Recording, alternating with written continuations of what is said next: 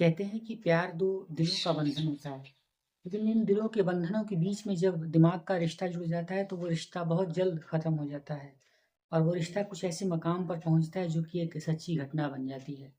आज का एक ऐसा ही ताज़ा मामला आपको सुनाने वाले हैं, जहाँ पर प्यार, शादी, रिश्ता, भरोसा सब कुछ था।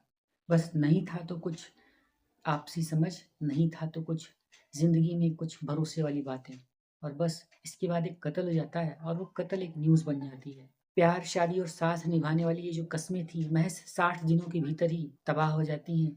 एक कत्ल हो जाता है जिसमें एक ज़िंदगी का, जिसमें एक रिश्ते का खून में डुबो दिया जाता है। बहुत-बहुत स्वागत करते हैं आपका आपकी चैनल सच्ची घटना पर। दरअसल 26 जनवरी 2026 को इज़्ज़तनगर थाना क्षेत्र के गिरजा शंकर कॉलोनी के कैलाशपुरम के एक किराए के मकान में एक व्यक्ति का शव बरामद होता है। इस व्यक्ति का नाम था जितेंद्र यादव। दरअसल मैं बात कर रहा हूँ उत्तर प्रदेश के एक ज़िला बरेली के अंतर्गत लगने वाले इसी कैलाशपुरम कॉलोनी की। बरेली का ये जो इज़्ज़तनगर थाने के अंतर्गत ये कैलाशपुरम कॉलोनी पड़ती है, ये तो एक अच्छी और काफ़ी साफ़-सुथरी कॉलोनी है, लेकिन इसी कॉलोनी में एक बहुत ही खौफ़नाक कत्ल की वारदात को अंजाम दिया जाता है। कत्ल करने वाला कोई और नहीं, बल्कि उस पीड़ित की पत्नी थी, जिसका नाम था ज्योति। दोस्तों दरअसल 25 नवंबर 2025 को दोनों ने लव मैरिज की थी। ज्योति और जितेंद्र दोनों एक साथ पढ़ते थे और इन दोनों का एक साथ पढ़ने के दरमियान ही आपसी रिश्ता कुछ ऐसा मजबूत हो जाता है, जिन दोनों दोस्ती के रिश्ते से बढ़कर प्यार के रिश्ते में आ जाते हैं। और 25 नवंबर को ही इन लोगों ने लव मैरिज कर ली थी। किसी ने उस समय ये नहीं सोचा था कि ये जो प्यार और मोहब्बत से भरा हुआ रिश्ता है, 60 दिनों के दरमियान ही एक की ज़िंदगी को ले बीतेगा। जितेंद्र यादव, जो कि पेशे से आईवीआरआई में एक संविदा कर्मी के तौर पर कार्य करता था, वो अपनी पत्नी के साथ बहुत खुश था। इसी बीच जितेंद्र यादव को एक लत लग जाती है, बहुत ही खराब लत, जिसे ऑनलाइन जुए की लत कहते हैं। ऑनलाइन इस जुए की लत ने उसके धीरे-धीरे करके सारे पैसे जमा पूँजी और चीज़ों को बिकवाना और ख़त्म करना शुरू कर दिया। इस चीज़ को लेकर जितेंद्र और उसकी पत्नी ज्योति के बीच में घर में अब कलह-कलेश होना शुरू हो जाता है। आए दिन कलह-कलेश वाली स्थिति होती थी, मारपीट वाली नौबत आ जाती थी, जिस चीज़ को किसी भी घर में स्वीकार नहीं किया जा सकता है। हालाँकि जितेंद्र यादव अपनी जगह पर बिल्कुल गलत था, लेकिन इस तरह से जब कलह-कलेश वाली बातें होने लगती हैं, तो अब जितेंद्र यादव की जो पत्नी थी ज्योति, वो बार-बार जितेंद्र से ये ज़िद करने लगती है, वो ये कहने लगती है कि तुम अपने घर की यानी कि अपनी पुश्तैनी ज़मीन, मकान और चीज़ों को बेच कर के मेरे लिए एक मकान खरीदो, मेरे नाम पर मकान खरीदो और जो बाकी पैसे बचते हैं, जो कि कैश में रकम बचती है, वो सब मेरे नाम पर जमा कर दो। इस चीज़ को जितेंद्र स्वीकार नहीं करता है और ये भी कलह की बहुत बड़ी वजह बन जाती है। इसी बीच जितेंद्र ने अपनी पत्नी ज्योति के भी खाते से बैंक के कुछ ट्रांज़ैक्शंस किए, यानी कि 20,000 रुपए के आसपास की रकम जितेंद्र ने अपनी पत्नी ज्योति के खाते से निकाल ली और उसे भी ऑनलाइन जुए की लत में लगा दिया। जब वो भी जुए की लत में लगाकर वो पैसे हार जाता है और पत्नी को जब इस बारे में पता चलता है कि उसके पति जितेंद्र ने उसके भी पैसे जुए सट्टे में उड़ा दिए, तो बहुत गुस्सा होती है, बहुत नाराज़ होती है और घर में कलह-कलेश होने लगता है।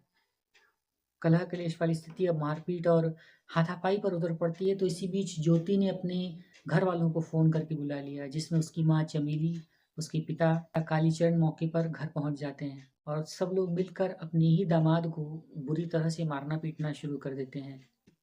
दोस्तों, ज्योति के माता-पिता यानी कि चमेली देवी और कालीचरण ने दामाद को बुरी तरह से पीटा और उसके हाथ-पैर बुरी तरह से पकड़ लिए।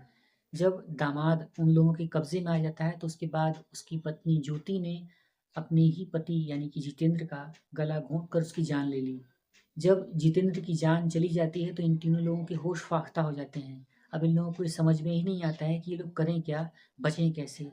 अब ये लोग एक हत्या की सुनियोजित साजिश को एक आत्महत्या का रूप देने के पीछे पड़ जाते हैं। इसके बाद इन लोगों ने जितेंद्र की लाश को मफलर से ग्रिल के सहारे यानी कि जो ग्रिल होती है, उस ग्रिल पर लटका दिया और इस तरीके से पेश किया जैसे कि दामाद ने अपनी ही आत्महत्या अपने ही मफलर से फांसी लगाकर कर ली है। और उसके बाद जो ससुर थे कालीचरण, वो बाहर आकर शोर मचाना, चीखना-चिल्लाना शुरू कर देते हैं और वो ये कहते हैं कि मेरे दामाद ने आत्महत्या कर ली और इस तरीके से उसकी जान चली गई है और जल्दी से लोग मदद के लिए बुलाइए। पुलिस आती है, लोग पड़ोसी जो होते हैं और घर वाले होते हैं, वो सब लोग पुलिस को कॉल कर देते हैं। मौके पर इज़्ज़तनगर की पुलिस भी पहुँचती है। गिरिजाशंकर कॉलोनी के इस कैलाशपुरम के इस घर में पहुँचकर वहाँ पर शव को नीचे उतारा जाता है। जहाँ पर प्रथम दृष्टया तो देखकर यही प्रतीत हो रहा था कि मृतक ने आत्महत्या कर ली है और कलह-कलेश से या फिर किसी प्रेशर में आकर उसने आत्महत्या की है। किसी को कोई शक नहीं होता है। इसी बीच किसी को ऐसा अनुमान होता है कि हो सकता है कि इसके साथ मारपीट की गई हो या फिर इसके ऊपर कुछ चोटों के निशान नज़र आते हैं, जिससे लगता है कि कुछ हाथापाई जैसी बात हुई है। इसके बाद पुलिस ने शव को कब्ज़े में लिया और लेकर जब उसे पोस्टमार्टम के लिए भेजा जाता है, तो असल वजह खुलकर सामने आती है। जहाँ पर ये पता चलता है कि मृतक के साथ मारपीट की गई है, उसके साथ वहशियाना हरकत की गई और उसके बाद उसके साथ ज़बरदस्ती उसकी जान ले ली गई है, गला घोंट कर उसकी जान ली गई है और इस हत्या की साजिश को आत्महत्या का रूप देने के लिए उसके शव को फंदे से लटका दिया गया है। इसके बाद तत्काल पुलिस मौके पर कार्यवाही करते हुए सास-ससुर यानी कि कालीचरण और उसकी पत्नी चमेली और उसकी जो पत्नी थी जितेंद्र यादव की पत्नी ज्योति, इन तीनों को गिरफ्तार कर लेते। गिरफ्तार होने के बाद ये लोग मौके पर टूट जाते हैं और अपने जुर्म को कबूल कर लेते हैं।